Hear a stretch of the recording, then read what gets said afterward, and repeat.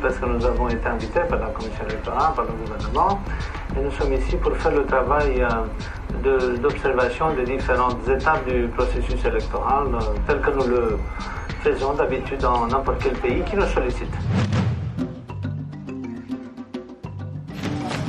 The 2010 presidential elections were to be the endpoint of 11 years of political crisis in Ivory Coast. The first round of voting took place on October the 31st, 2010, in a calm and peaceful atmosphere.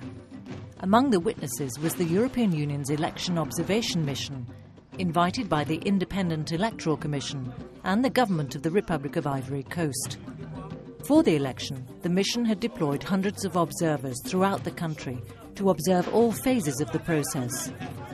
In Abidjan and in the countryside, observers witnessed the establishment of polling booths, the distribution of voter cards, and rallies of the candidates involved.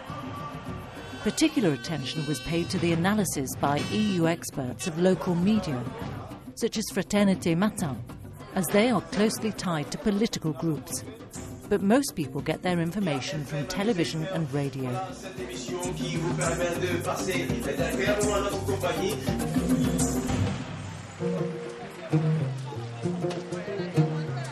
On election day, thousands of voters formed long queues in different towns and villages across the country, Abidjan, Bouaké, Kohogo, Daloa, etc., to do their civic duties. C'est la Côte d'Ivoire nouvelle qui naît.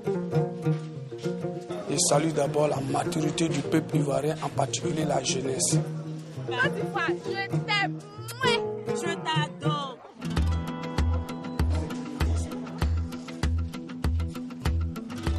They braved the rain, heat and fatigue to influence the process of moving out of crisis and provide the country with a president who will finally reconcile the country's political factions. From the opening of polling stations until the count ended, observers were there to monitor the proper conduct of voting operations.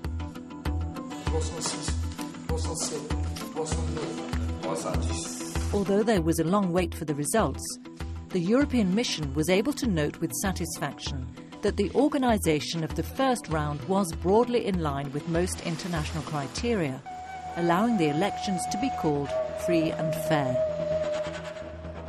The Independent Electoral Commission proclaimed Alassane Ouattara to be the winner with over 54% of the vote.